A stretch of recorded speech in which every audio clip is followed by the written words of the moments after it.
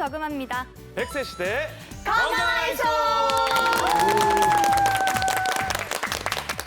여러분의 건강 부자로 만들어드리는 시간. 여기는 장수은행입니다. 네, 우리가 살아가다 보면 어떤 서류, 문서들이 갑자기 필요한 그런 순간들이 오잖아요. 맞아요, 그렇죠. 있어요. 그러면은 갑작스럽게 좀 주민등록 등본이 필요한 순간이 왔다 하면은 좀 어디를 찾으시나요? 현상 씨 어디 가세요? 아니 뭐 너무 쉬운 거예요. 뭐 넌센스예요? 뭐 지금 사람 넌센스 아니에요. 나 왜 이래? 나 네. 그래도 대학까지 간 사람인데 오, 어디를 당연히 가세요? 네. 동사무소죠. 동사무소. 동사무소요? 네, 동사무소. 누가 요즘에 동사무소 직접 갔었대요. 요즘에 다 인터넷으로 쉽게 바로 할 수 있어요. 인터넷. 네, 어느 맞아요, 시대에 맞아요. 살고 계신 거지? 물론 인터넷으로 발급을 받을 수 있죠. 그쵸? 그런데 여기서 중요한 것은 네. 우리가 가야 하는 데는 동사무소가 아니에요. 어? 주민센터잖아요. 주민센터로 맞다. 주민센터로 바뀌었어요. 주민센터. 아니에요. 맞아, 맞아. 땡입니다. 땡. 아니에요? 백장수도 오 틀렸어요. 마이 갓. 주민센터 아니고요. 그럼? 행정복지센터로 가야 합니다. 행정복지센터. 행정복지센터. 네. 그럼 뭐 들어봤어. 그 행정복지센터가 그럼 뭐 동사무소하고 똑같은 거예요? 뭐예요?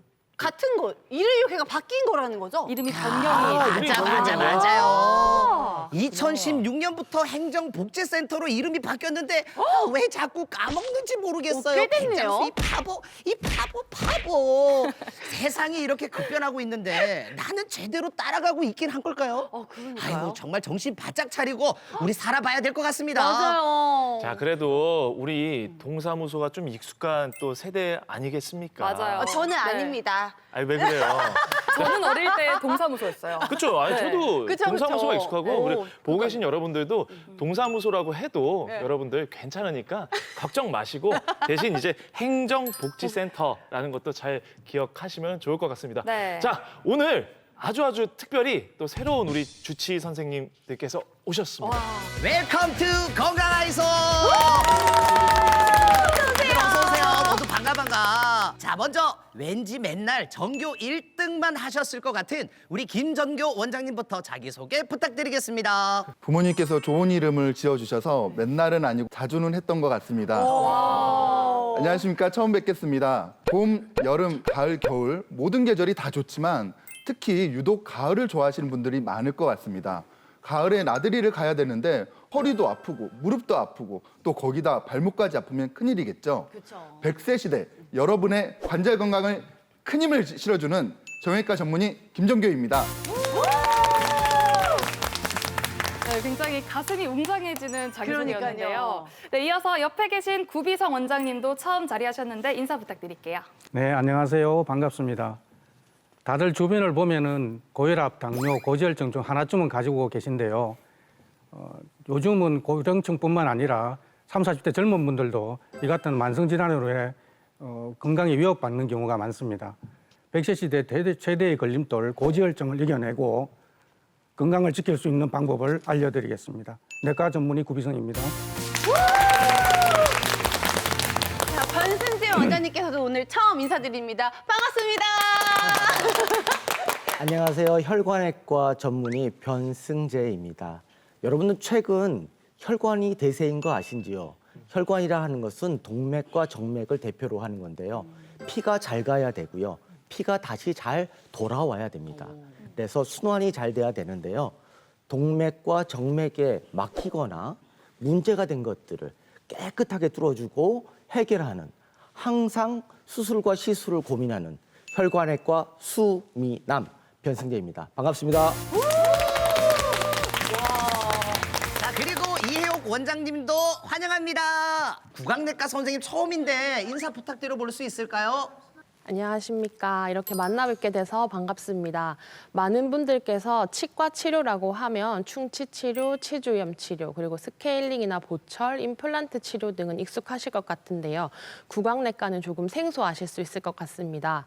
구강내과는 턱관절 질환이나 구강 점막 질환 등을 치료하는 다양한 구강내 질환을 치료하는 과이고, 저희 병원에서는 구강내과와 더불어 많은 전문의 선생님들이 협진을 하여 환자분들의 구강을 책임지고 있습니다. 디지털 기술로 환자분들의 치아를 아트로 만들어드리는 구강내과 전문의 이혜옥입니다. 자, 또 반가운 얼굴 우리 임영권 원장님 오랜만에 나오셨어요. 그동안 어떻게 지내셨어요? 네, 반갑습니다. 오랜만에 스튜디오에 나와서 인사드리니까 정말 반갑고 설렙니다. 그동안 건강 하이소 덕분에 많은 사랑을 받았고 또 덕분에 많이 바빴지만 보람 있게 보냈습니다. 안녕하세요. 약침으로 여러분의 허리 건강을 지켜드리는 한의사 임영권입니다. 자, 이렇게 오늘 새로운 주치의분들 모시고 다 함께 힘차게 한번 출발해 보도록 하겠습니다. 그럼 먼저 건강 뉴스 쉽게 읽어주는 여자부터 만나보시죠. 안녕하세요. 건강 뉴스 쉽게 읽어주는 여자 오희주입니다. 오늘 첫 번째 뉴스 키워드는 충동 구매입니다. 쇼핑하기 전에 커피를 마시면 충동 구매로 이어질 수 있다는 연구 결과가 나왔습니다. 미국의 공동 연구팀이 한 쇼핑센터에서 에스프레소와 디카페인 에스프레소를 마신 참가자를 대상으로 한 실험을 보면 카페인이 함유된 에스프레소를 마신 집단에서 구매한 품목의 수와 전체 지출이 모두 증가했는데요. 실제로 카페인 섭취로 각성 상태가 되면 충동성이 높아져 더 많은 제품을 사게 된다고 합니다. 굉장히 흥미로운 뉴스인데요. 그럼 커피를 안 마시고 쇼핑을 하게 되면 이 카드값이 좀 줄어들기도 하나요? 그러게 말입니다. 커피를 저도 쇼핑을 하면서 한 손에 들고 마시면서 자주 쇼핑을 했는데 그래서 제가 충동 구매를 자주 했던 것 같습니다. 실제로 카페인을 섭취하게 되면 뇌에서 도파민이 분비되어 몸과 마음이 흥분하게 됩니다. 이는 신체 내부 에너지를 끌어올려 충동성은 높아지고 자제력은 낮아지게 된다고 하는데요.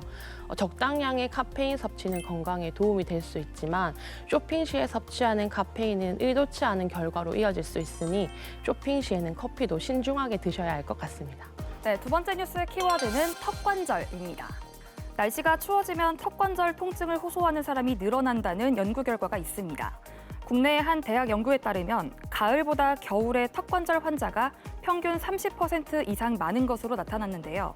기온이 낮아지면 우리 몸은 열 손실을 줄이기 위해 근육을 움츠립니다. 이때 턱관절 주변 근육도 긴장되면서 쉽게 뭉치고 또 통증이 생기는 건데요. 추울 때 분비되는 스트레스 호르몬이 턱 주변의 혈관과 신경을 자극하는 것도 영향을 미친다고 합니다. 그럼 이 턱관절 질환의 구체적인 증상은 좀 어떻게 발현이 될까요? 턱관절에 문제가 생기면 입을 벌릴 때 턱에서 소리가 난다거나 입을 원하는 만큼 벌리기가 어려워질 수 있습니다. 증상이 악화되면 근육에 통증이 생겨서 두통이나 안면통 같은 연관통으로 통증이 발생하시기도 하고 턱 관절에 지속적인 부하가 가해질 경우 턱뼈에 관절염이 생겨서 심한 경우에는 안면 비대칭까지 나타날 수 있습니다. 네, 무엇보다 이 예방하는 게 가장 중요할 것 같은데 그러면 이 턱관절 질환을 평소에 예방하기 위해서 좀 할 수 있는 방법들이 있을까요? 평소에 턱관절에 도움이 되는 좋은 습관들을 가지는 것이 중요한데요. 한쪽으로 음식을 씹는다거나 턱을 괴는 등의 나쁜 습관이 있다면 이것은 빨리 제거하는 것이 좋고 잘 때 이를 간다면 수면 이갈이 장치의 도움을 받는 것이 필요합니다. 그리고 평소에 바른 자세를 유지하고 단단하거나 질긴 음식들은 피하는 것이 좋습니다. 네, 지금까지 건강 뉴스 쉽게 읽어주는 여자 오희주 그리고 이혜옥이었습니다.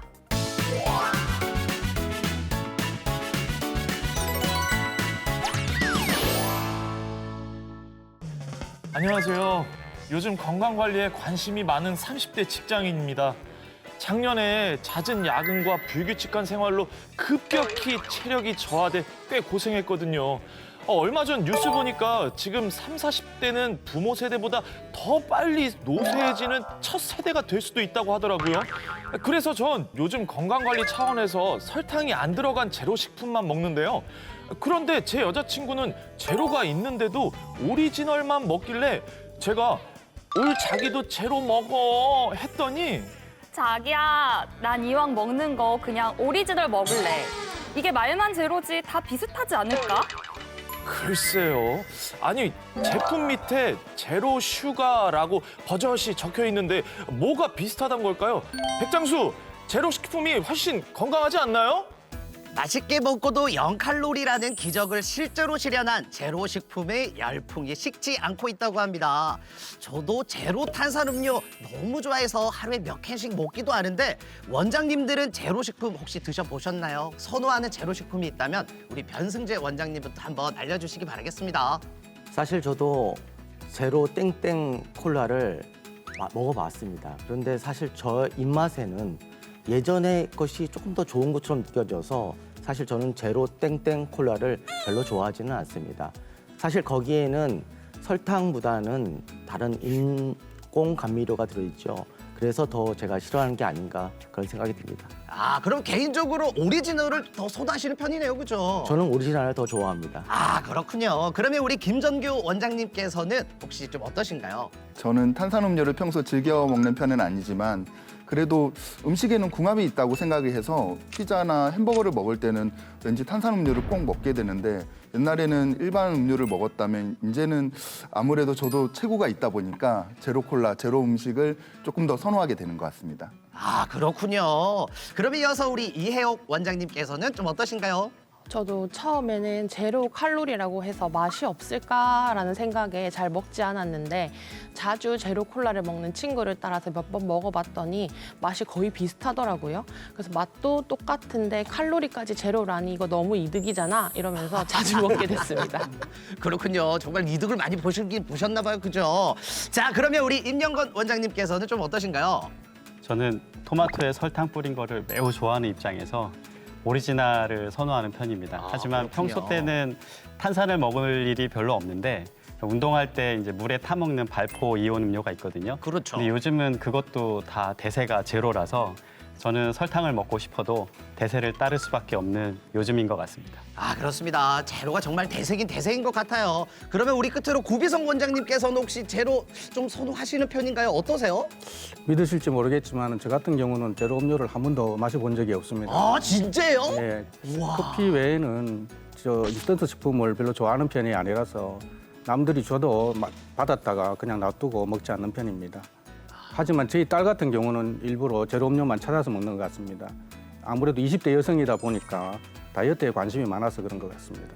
맞아요. 너도 나도 제로. 아니, 칼로리도 빼고 살도 빼야 살아남는 그런 시대잖아요. 심지어 이게 더 건강하다고 하니까 당연히 선택은 제로 식품이 아닐까 싶은데 모든 식품 앞에 제로가 요즘에 붙어 있는 것 같아요. 변승재 원장님, 그렇지 않나요? 맞습니다. 최근은 제로가 대세인 세상이지요. 제로 식품 하면은 제로 땡땡 콜라, 제로 땡땡 사이다뿐만이 아니라 제로 슈가 쿠키, 아이스크림, 심지어 제로 슈가 소주까지 나와 있습니다. 이런 제로 식품들은 사실 단맛을 내기 위해서 설탕 대신에 인공 감미료를 사용함으로써 칼로리를 낮출 수 있다는 장점이 있었습니다. 그래서 살찌는 것도 두려워하고 다이어트를 원하는 MZ세대들한테 폭발적인 인기를 갖고 있는 거죠. 그런데 최근에 더불어 즐겁게 건강을 즐기는 헬시 플레저라는 트렌드가 대세이죠. 그러다 보니까 제로 음식을 좋아하는 소비자를 합한 말, 제로 휴머라는 말이 만들어지게 됐습니다. 하지만 여기서 우리가 명심해야 될 게 있습니다. 이 제로 식품 안에 제로가 정말 제로일까에 대해서는 주의 깊은 관심이 필요할 것 같습니다. 아, 그렇군요. 아, 상식적으로 제로 슈거니까 0칼로리라고 생각하는데 그게 아닐 수도 있다는 거잖아요. 그렇죠, 우리 김전교 원장님. 예, 상품 패키지에 제로라고 크게 적혀 있지만 실제로 모든 식품이 제로인 것은 아닙니다. 식품의약품안전처에 따르면 100ml당 4kcal 미만이거나 1회 제공량당 5kcal 미만인 경우에는 제로 칼로리라고 표시할 수 있고 또 당류인 경우에는 100ml 또는 100g당 0.5g 미만인 경우에는 무당이라고 표시할 수 있어서 이 모든 식품이 즉 제로라고 표시할 수 있다는 것이죠. 물론 체중에 영향이 갈 정도로 높은 칼로리는 아니지만 물처럼 0칼로리는 아니다. 요거는 알고 있어야 될 것 같습니다. 야, 제로 식품엔 설탕 대신 다른 게 들어간다고 듣긴 들었는데 아니 그래도 칼로리가 거의 없으니까 확실히 뭐 설탕보다는 당연히 몸에 더 좋지 않을까요, 이옥 원장님? 기존 탄산음료 2캔을 마시던 사람이 제로 슈거로 대체하기만 해도 열량 섭취를 300kcal 가까이 줄일 수 있어서 단기 다이어트에는 효과적일 수 있다고 합니다. 하지만 대체당도 단맛을 내는 것은 똑같고 오히려 허기를 더 유발시켜서 더 많은 제품 섭취로 이어질 수 있다고 하니 주의가 필요할 것 같습니다. 또 칼로리가 낮다는 인식으로 그 과식의 죄책감을 덜려는 행위 자체가 식욕을 오히려 증가시켜서 이로 인해서 비만, 제2당뇨병, 심혈관 질환도 발생할 수 있습니다. 더군다나 대체당은 설탕보다 수백 배 달기 때문에 더 단맛을 찾는 당 중독도 일어날 수 있습니다. 아니 그런데 제로 아이스크림을 먹고 화장실에 갇혔다. 그리고 변비 있는 사람은 제로 아이스크림 먹으면 해결된다. 이런 말이 많더라고요. 제로 식품에 뭐 소화제라도 들은 걸까요? 왜 그런 걸까요, 임영훈 원장님? 네, 재료 슈거 음료에 사용되는 대체당으로 사용되는 아리트리톨이라는 그런 제품은 소화가 잘 되지 않습니다. 그래서 대장에 내려가게 되면 탄산가스라든지 메탄이 발생되게 되면서 복통을 유발하게 되고요. 제로 슈거 아이스크림에 주로 사용되는 알룰로스라는 제품은 과도한 장 운동을 만들게 돼서 설사를 유발하게 됩니다. 하지만 복용을 중단하게 되면 정상적으로 회복하니까 크게 걱정하지 않으셔도 됩니다. 특히 알룰로스 같은 경우에는 상당히 안정성이 있는 제품이라고 알려져 있기 때문에 더욱 안심하셔도 됩니다. 그럼에도 불구하고 많이 걱정이 된다면 권장 복용량을 지키시면 됩니다. 몸무게 1kg당 에리트리톨 같은 경우에는 1g을, 알룰로스 같은 경우에는 0.4g이 권장량이니까 그것을 지켜서 복용하시면 안심하셔도 됩니다. 야, 임영근 원장님 발음 굉장히 좋으시네요. 훌륭합니다. 우! 자, 제로라고 무조건 더 건강한 것만은 아니네요. 이 제로 식품 좀 더 건강하게 즐길 수 있는 방법을 우리 구비성 원장님께서 알려주시길 바라겠습니다. 제로 슈가 푸드는 설탕만 들어가 있지 않을 뿐 탄수화물과 지방, 나트륨 등 그 외의 영양 성분이 포함되어 있어 칼로리가 높을 수 있으니 건강을 위해서는 영양 성분표를 꼼꼼히 살펴봐야겠습니다. 또 물 대신 제로 음료를 마시는 분들이 있는데 이는 좋지가 않습니다. 더군다나 우리 몸은 갈증을 단맛에 대한 갈망으로 착각하는 경우가 있어서 하루 섭취 권장량인 1.5 내지 2리터의 물을 마시는 것이 좋겠습니다. 채소, 과일, 통곡물 등 천연식품 섭취량도 늘릴 것을 권해드립니다. 천연식품 속에 있는 당은 비타민과 섬유질 등이 함유되어 있어서 단맛을 내면서도 급격한 혈당 상승을 막아줍니다. 네, 좋습니다. 아유, 여러분, 제로는 제로가 맞지만 진짜 제로는 아니라는 거 절대 안심하지 말고 잘 보고 선택하시길 바랄게요. 여러분, 거북한 수다 다음 주에 또 만나요. 네, 이번에는 100세 건강을 위한 오늘의 투자처 금유나의 100세송으로 만나보겠습니다.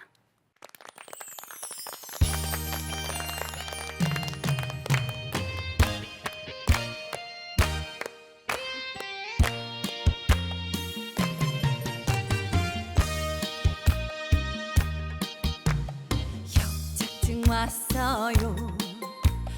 디스크도 왔어요. 이제는 약침 치료 어떠세요? 많은 사람 오고 가는 한의원에서 걷다 쉬다 간헐적 파해 고쳐요.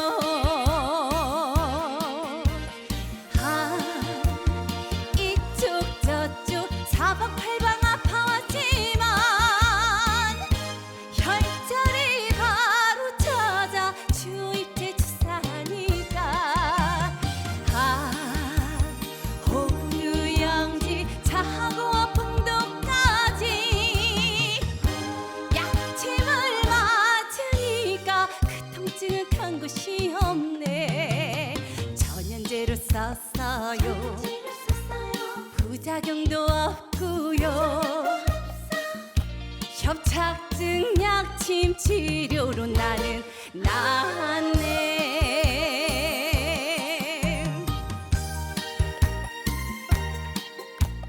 네, 오늘의 투자처 걷다가 쉬다가 간헐적 파행 약침으로 고친다. 오늘의 주치 바로 만나보겠습니다. 임영권 권장님 모시겠습니다.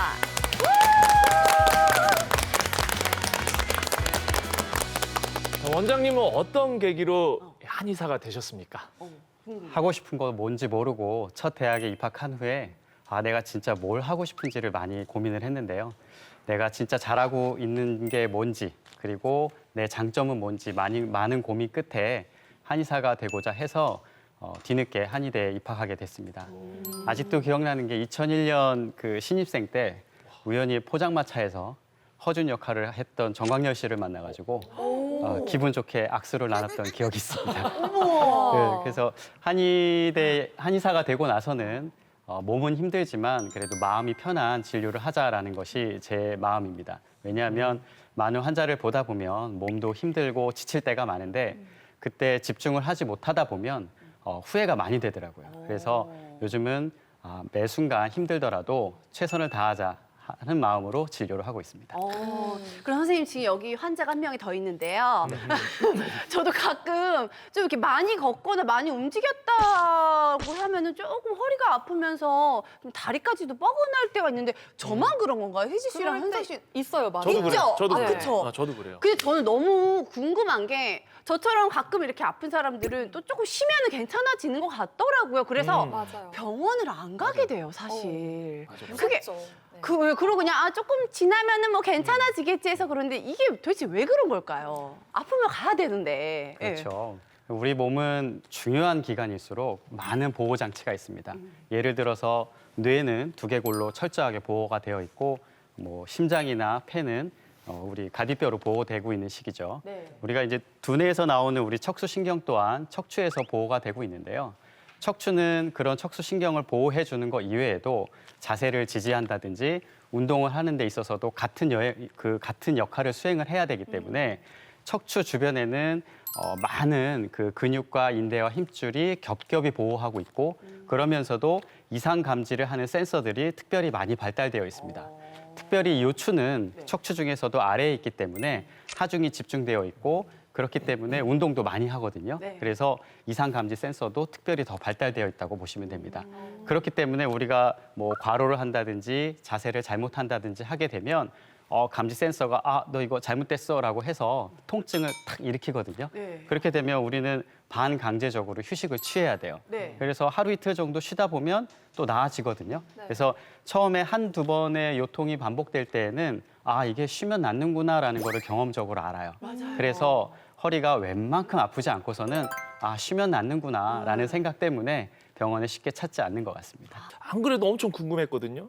이 간헐적 파행이라는 게 도대체 정확하게 뭔가요, 원장님? 맞아요. 생소했죠. 네. 네. 간헐적으로 파행된다는 거죠. 그러니까 뭐 정상적인 보행이 간헐적으로 안 된다라는 뜻으로 보시면 될 것 같습니다. 그래서 처음에 뭐 걷기 시작할 때라든지 뭐 짧은 거리를 걸을 때에는 잘 걸어요. 그러다가 어느 정도 이상 걷다 보면 다리가 저려오고 당겨지고 아파집니다. 그렇게 되면 허리를 숙이거나 앉아서 쉬게 되는데 그렇게 되면 또 증상이 사라져요. 그래서 또 다시 걷기 시작하면 또 괜찮다가 어느 정도 걷다 보면 또 증상이 생기는 거죠. 그래서 가다 쉬다를 계속적으로 반복하게 되는데 이것을 간헐적 파행이라고 합니다. 근데 저희가 이 척추관 협착증은 좀 몇 번 들어봤어요. 이제 건강하셔서 맞아요. 저희가 익숙해요. 공부를 네. 했거든요. 근데 도대체 말이 좀 어려워 사실 그렇죠 여러분들? 이 원인이 도대체 뭔지 좀 구체적으로 알고 싶어요 선생님. 우리가 소파도 오래되고 나면 쿠션이 납작해지고 딱딱해지잖아요. 네. 마찬가지로 우리 몸도 척추 관절도 나이가 들면 충격을 흡수해주는 말랑말랑하고 두꺼워야 되는 디스크가 네. 얇아지고 딱딱해집니다. 그렇게 되면 척추의 충격을 흡수해야 되는 그런 역할이 사라지니까 뒤쪽에 있는 인대나 관절이 충격을 많이 받게 돼요.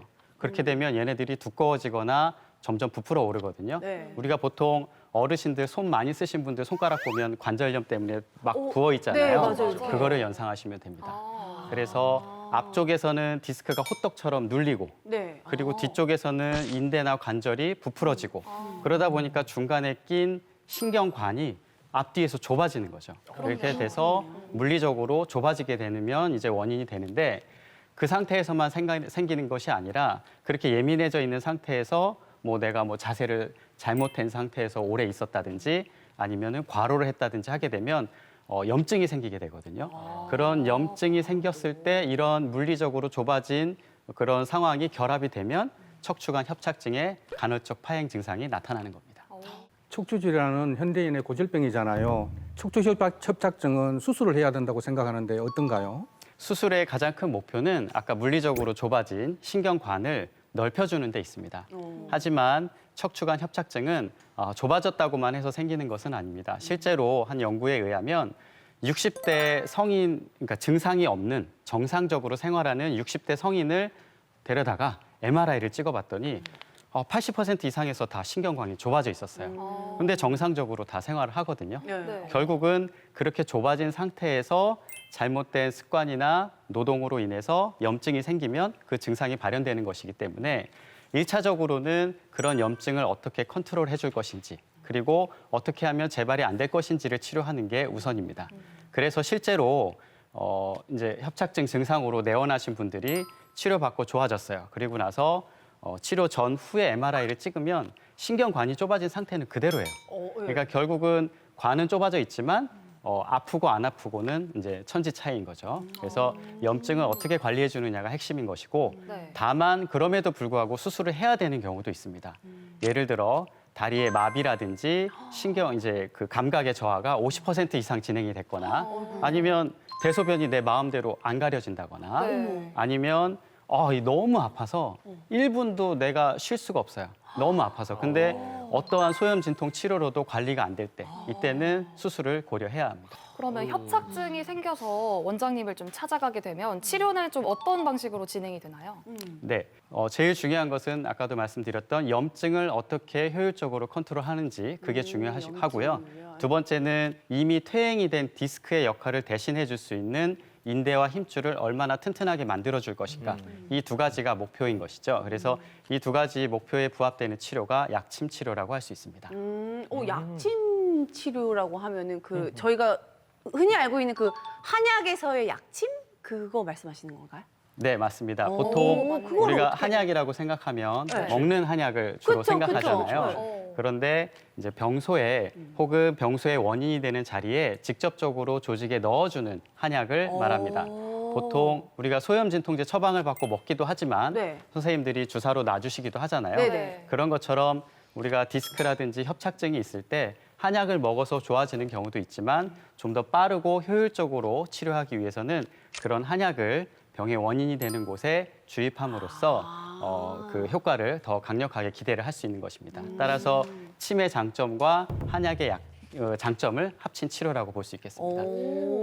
한마디로 이 약침은 이 먹는 한약이 아니라 그쵸. 이 맞는 한약인 거네요. 맞습니다. 맞는 한약. 네. 그럼 이 효능이 정말 너무너무 궁금해지는데 실제로 허리가 너무 아파가지고 이 한의원을 찾았다가 이 약침 치료로 턱턱히 효과를 봤다는 분이 계십니다.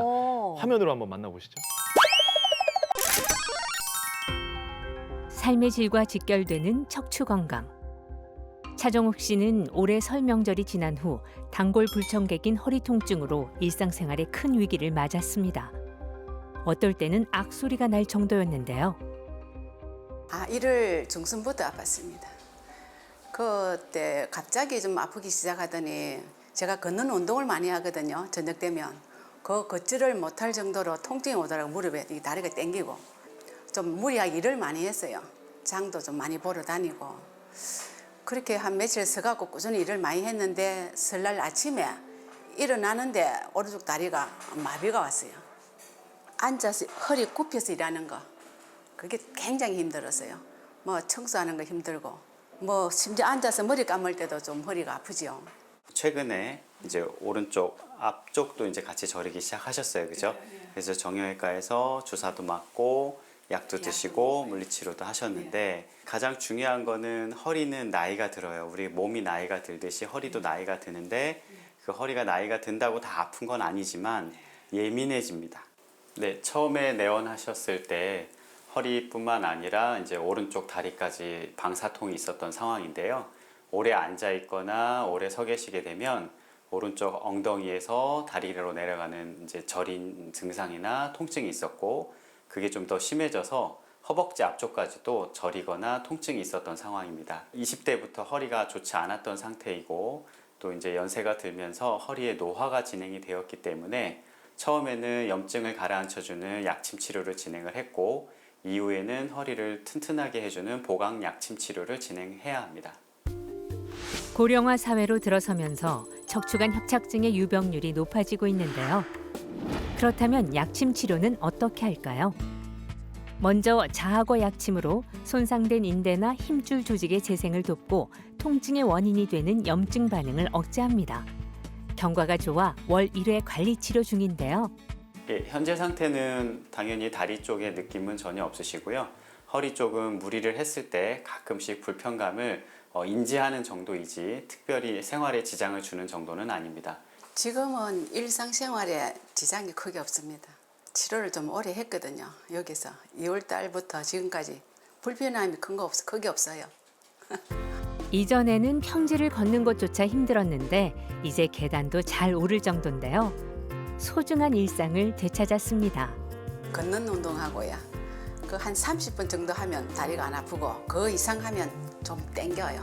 그 시간 맞춰서 딱 하고 그리고 이제 수영 그 물에서 하는 운동 아쿠아라고 그거 하고 있습니다 지금. 그 고생을 제가 많이 했거든요. 일상생활 하는데 크게 안 아프게 그 정도로 하고 지나면 좋겠습니다. 들어보니까 약침도 한 종류만 있는 게 아니라 종류가 또 다양하다고 하더라고요. 디스크나 협착증을 치료하는 약침 종류는 여러 가지가 있는데요. 네. 그중에 대표적인 것은 자악어 약침입니다. 들어봤어요. 네, 보통 우리가 노화를 방지하고자 해서 태반 주사 같은 거 맞잖아요. 네. 근데 그 태반의 한약재 이름이 자악어입니다. 그래서 자악어 약침을 맞는데 자악어 약침은 염증 반응을 적절하게 컨트롤해주면서도 손상된 조직을 복구시켜 주는데 좋은 도움이 됩니다. 실제로 인대나 힘줄이 망가졌을 때 자악어 약침을 지속적으로 가해주면 탄력적인 조직으로 재생된다는 연구 결과도 있었고요. 그래서 좋은 약침입니다. 그리고 두 번째로는 호두 약침이 있습니다. 견과류, 우리가 먹는 거요? 예, 견과류 호두 약침인데 그 호두 기름을 사용한 약침이라고 볼 수 있습니다. 보통 우리가 허리가 안 좋아지면 우리 몸은 자연스럽게 주변에 있는 근육을 탁 긴장을 시켜서 움직이지 못하게 하거든요. 네. 근데 처음에는 도움이 되지만 이 긴장도가 빨리 풀리지 않으면 호전에 방해가 됩니다. 그래서 그런 긴장된 곳에 호두 약침을 넣어주면 근육의 긴장도도 풀어지고 순환도 촉진시켜서 재생되고 회복하는 데 도움이 됩니다. 그럼 이 약침을 어디에 어떻게 놓는지도 좀 중요할 것 같은데 설마 혹시 이제 이 엉덩이 엉덩이 주사처럼. 네. 엉덩이 주사도 맞잖아요, 엉덩이가. 그러니까 네. 엉덩이에다 이렇게 톡 하고 이렇게 놓는 거는 아니요, 팔에다가 이렇게 넣나요? 아닌가요? 침을 기본적으로 침을 놓는 경혈자리에 놓습니다. 그래서 침도 똑같이. 그렇죠. 그래서 경혈자리는 각각의 속한 경락과 위치에 따라서 역할과 효능이 있는데요. 약침도 종류에 따라서 효능이 다르잖아요. 네. 그래서 그 경락의 그 경혈자리에 맞는 효과와 네. 약침 종류가 부합되는 것을 같이 놓습니다. 그래서 실제로 지난번에 우리 부산역에는 국제영화제 약침을 놔주고 그다음에 광주역에는 비엔날레 약침을 넣어주고 이런 식으로 말씀을 드렸던 적이 있는데요. 실제로 우리 몸에 이제 그 허리 기능을 강화시켜주는 신수라는 혈자리가 있습니다. 그곳에는 보약 성분인 자악어를 넣어주고 그리고 이제 방광수라고 해서 우리 몸에 노폐물을 빼주는 그런 작용을 하는 혈자리가 있는데 그곳에는 노폐물을 제거하는 데 도움이 되는 영지 약침을 넣어주고 이런 식으로 진행합니다. 각자 자리가 있네요, 그게. 그러니까요. 그냥 침 맞는 거랑 거의 똑같다고 그냥 생각을 하면 되는 거네요. 침자리에 약침을 넣어준다고 생각합니다. 신기하다. 그러네요. 엉덩이 맞는 줄 알았는데 그게 아니었나 보네요. 아니 근데 제가 또 자고로 들은 게 있거든요. 침은 이 의사쌤의 실력에 따라서 그 효능이 굉장히 천차만별이라는 맞아. 그런 얘기를 맞아. 제가 좀 들어봤는데 어떻게 우리 임영건 원장님 환자분들께서는 뭐라고 하시던가요? 최근에 그 참관 온 한의사 선생님이 참관을 다 마치시고 이런 말씀하시더라고요. 제가 놓거나 이렇게 참관을 다녀보면 이게 약침을 되게 아파하시더라. 근데 여기는 어떻게 이렇게 환자분들이 잘 맞아요? 이런 얘기를 들은 적이 있어요. 그래서 저는 그냥 혼자 놓다 보니까 그게 이제 그런 줄 몰랐는데 시간이 지나다 보니 저도 모르게 약침 놓는 실력이 늘은 것 같습니다. 하지만 환자분들이 제일 많이 하는 소리는 안 아프다가 아니라 빨리 낫게 해주세요. 맞아요. 네, 지금까지 우리 임영건 원장님의 자랑 타임이었습니다. 믿음직스럽네요. 그러니까요. 안 아픈 게 제일 좋거든요. 맞아요. 이렇게 아프지 않은 약침이라면 저 같은 겁쟁이도 잘 맞을 수 있을 것 같은데 이런 약침은 몇 번 정도 맞아야 효과를 볼 수가 있나요? 네, 아무래도 척추관 협착증 같은 경우에는 퇴행성 질환이다 보니까 치료 시기가 좀 긴데요. 기본적으로 3개월에서 6개월까지 치료 기간을 잡을 수 있습니다. 처음 초반에 아픈 시기 때에는 일주일에 한두 번 정도의 약침을 맞고 호전되는 양상에 따라서 2주에 한 번, 그러니까 한 달에 2번이 되겠죠. 그렇게 하다가 8, 90% 정도 좋아지게 되면 한 달에 한 번 정도 관리 치료에 들어가게 됩니다. 척추관 협착증은 관리 치료가 매우 중요한데요. 왜냐하면 나이가 들면서 척추도 나이가 들기 때문에 그런 나이가 천천히 들게끔 관리해 주는 것이 척추관 협착증의 증상을 재발하고 막아주는 데 도움이 되기 때문입니다. 하지만 너무 기운이 없다거나 혹은 일을 쉴 수 없이 많이 한다거나 아니면 술, 담배를 끊지 못한다거나 하는 여러 가지 변수들이 치료 기간에 악영향을 미칠 수는 있습니다. 너무 간헐적 파행에 대해서 얘기를 잘 들었는데요. 사실 간헐적 파행이 이렇게 신경이 눌려서도 생기지만은 혈관이 막혀서도 또 발생할 수 있지 않습니까? 저희 혈관외과 영역 같은 데서는 사실은 그런 막힌 혈관들 때문에 파행이 생기면 그것을 뚫거나 새로운 혈관을 만들어주기도 하거든요. 그런데 그럴 때마다 사실 모든 수술이나 시술이나 모든 행위들은 부작용이 있을 수도 있지 않습니까? 이런 행위들이 어떻게 환자들한테 주의해야 할 사항 같은 건 있는지요?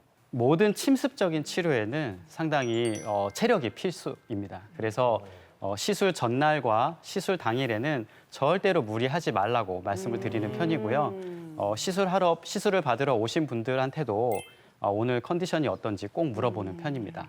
그리고 항상 당연한 얘기겠지만 휴식과 함께 바른 자세를 유지해 주시는 것도 매우 중요하다고 볼 수 있습니다. 간혹 너무 치료에 적극적인 나머지 아픈 걸 참고 막 운동하시는 분들이 있거든요. 그런 분들은 오히려 치료를 빨리 진행하는 게 아니라 더디게 만들기 때문에 치료 중에는 운동을 삼가하시는 것이 좋습니다. 그래서 2가지 원칙이 있는데 치료 중에는 절대로 운동하지 않고 휴식하기. 네. 2번째는 운동은 꼭 치료 후에 시작하자입니다. 아프면 좀 쉬어야 돼요, 진짜. 그렇죠, 맞아요. 그런데 또 이 기간이 너무 길면은 또 괜찮을까 싶기도 한데 이 오랜 기간 이렇게 맞아도 부작용은 없나요? 물론 이제 신장, 콩팥의 기능이 떨어져 있다거나 아니면 혈당이 관리되지 않는 당뇨병 환자들 같은 경우에는 약침 치료가 제한적일 수 있습니다. 아무리 좋은 거라도 내 몸에 들어갔을 때 해독이 되고 처리되지 않으면 독으로 작용할 수 있기 때문입니다. 그 이외의 경우에는 약침 치료로 꾸준하게 관리를 하면 오히려 증상 개선뿐만 아니라 재발 방지에도 좋은 영향을 줍니다. 하지만 더욱 중요한 것은 그 체력에 맞춰서 치료를 진행하는 것이 중요하기 때문에 너무 오버해서 치료를 받는다거나 하게 되면 오히려 몸살이라든지 더 아파질 수도 있으니까 그런 부분만 조심하시면 됩니다. 제가 원장님 정보를 하나 입수를 했는데요. 뭐야? 사이클을 탄다고 하시더라고요. 운동 사이클이요? 네, 운동 사이클을 즐겨 타시고 또 소문난 이 운동 마니아라고 그렇다고 소문이 자자하던데요. 그럼 운동도 잘 아실 거잖아요. 척추 건강에 좋은 그럼 간단한 운동 하나 소개해 주시면 좋을 것 같아요. 꿀팁. 네. 꿀팁. 네. 척추 건강은 3가지로 나눠서 운동을 해야 됩니다. 네. 첫 번째로 내가 지금 아픈 상태일 때, 치료 중일 때에는 아까도 말씀드렸지만 운동보다는 바른 자세로 휴식을 취하는 것이 제일 중요합니다. 2번째로 치료 직후에 이때는 서서히 운동을 시작을 하는데 가장 좋은 것은 바른 자세로 걷기입니다. 걷기는 실제로 이제 그 디스크의 재활에 많은 도움을 주기 때문에 바른 자세로 걷는 것이 중요하고 혹은 물어보세요. 10,000보를 걸어야 되나요? 2시간 걸어야 되나요? 이렇게 물어보는데 사실 제일 중요한 거는 내 몸에 따르는 겁니다. 그래서 아픈데 참고 걷지 말고 걸을 때 편안하고 걷고 나서도 기분 좋은 정도 수준으로 걸어주시는 것이 가장 좋습니다. 그리고 이렇게 이제 걷기 운동을 충분히 하면서 재발 방지가 6개월 동안 됐다. 이때부터는 근력 운동을 해야 되는데요. 등 운동, 엉덩이 운동, 그다음에 하체의 근력 운동을 하시는 것이 좋습니다. 실제로 우리 어르신들 같은 경우에 헬스장의 진입 장벽이 좀 높아요. 그렇지만 증상을 예방하고 관절을 튼튼하게 하는 데 있어서 근력 운동만 한 것이 없으니까 꼭 하셨으면 좋겠고 하지만 이 모든 것보다 가장 중요한 것은 바른 자세. 바른 자세. 2번째는 운동을 하다 보면 욕심이 생기거든요. 네, 맞아요. 그 욕심 부리지 말고 무리하지 않게 운동하는 거 이게 제일 중요합니다. 무리하지 않기. 네. 네, 그럼 마지막으로 시청자 여러분들께 당부의 한 말씀 부탁드립니다. 쿠바나 LA에 가면 올드카 투어라는 관광 상품이 있습니다. 주로 1950년대에 만들어진 낡은 차를 관리를 잘해서 매력적인 올드카로 만들어주는 건데요.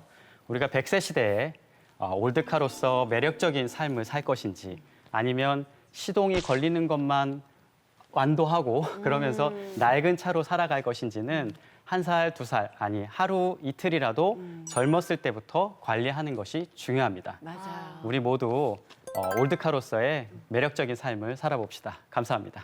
네, 지금까지 약침으로 우리 허리를 더 건강하게 해드리는 임영권 원장님과 함께했습니다.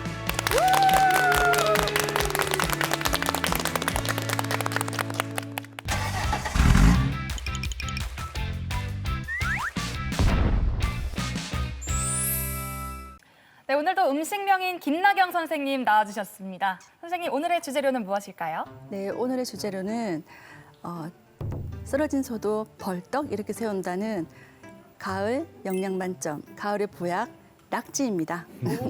낙지. 낙지. 여러분들 그 말 아시죠? 고생 끝에 낙지 온다. 그런 말 있나요? 음식 초반인데요? 저 오늘 열심히 일했으니까 이 낙지 먹을 수 있는 거겠죠? 너무 많이 기대되는데. 유나 씨, 그죠?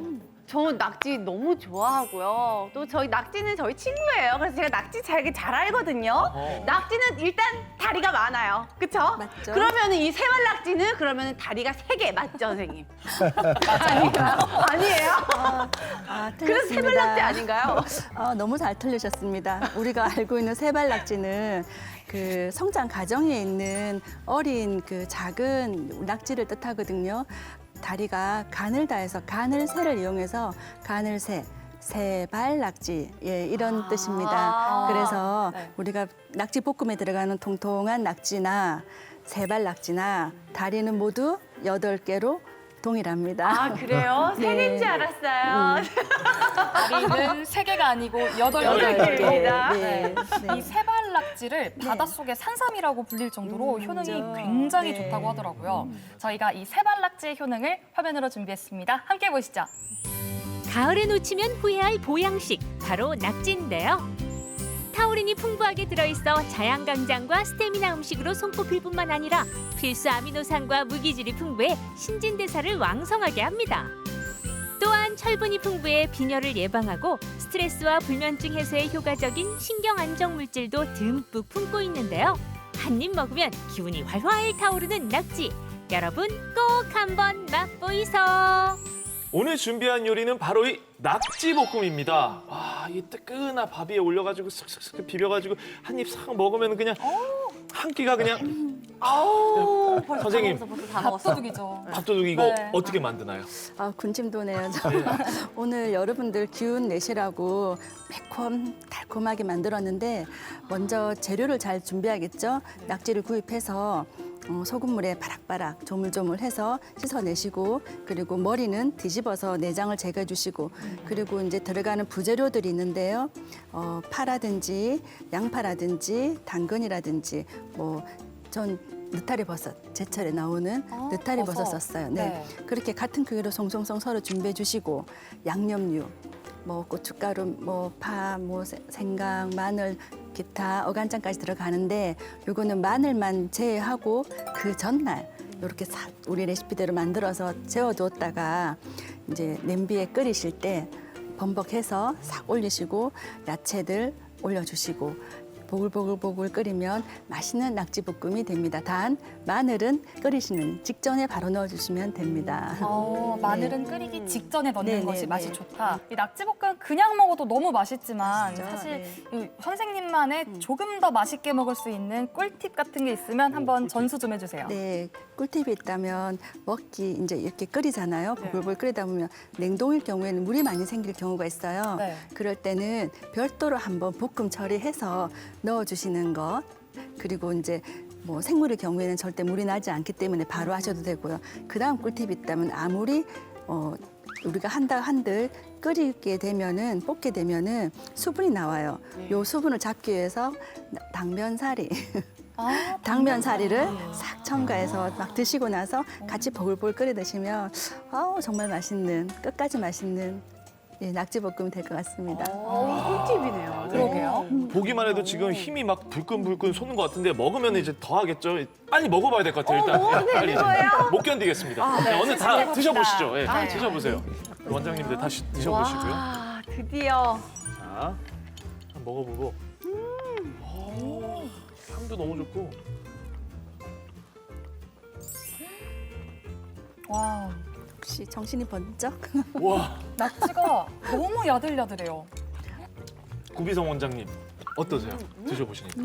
제가 원래 리액션이 별로 없어서 재미가 없는 사람인데 최고입니다. 아, 너무 맛있죠. 우리 눈이 변승재 번쩍, 원장님. 네. 저는 오리지널을 좋아하는 사람이거든요. 네. 진짜 명인의 오리지널인 것 같습니다. 감사합니다. 오늘 네. 녹화하는 내내 힘들었는데 네. 이거 먹는 순간 지금 기력이 12시간 잔 것처럼 채워졌어요. 와, 이게 정말 진짜, 네. 이 가을에 간단하지만 이렇게 볶음 요리해서 가정에서 뭐 일품 안주도 괜찮고요. 덮밥식으로도 해드려도 좋고요. 건강을 챙기는 좋은 건강식이 되었으면 좋겠습니다. 자, 보고 계신 시청자 여러분들께서도 맛있는 낙지볶음 함께 하시면 어떨까 싶습니다. 네. 자, 이번 주엔 감칠맛 폭발하는 음식 보감 낙지볶음. 다 함께 맛보이소!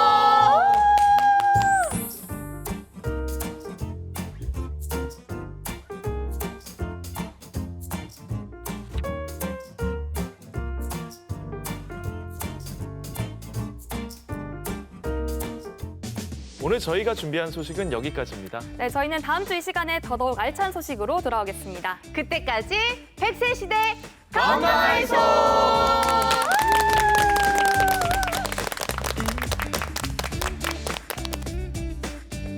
프로그램에 참여하신 분들께는 국내산 숯불 민물장어 전문점 장덕장어에서 식사권을, 동화 속 힐링 카페 올드머그에서 상품권을, 근육이 미래다 크로노스 짐에서 선글라스를 드립니다.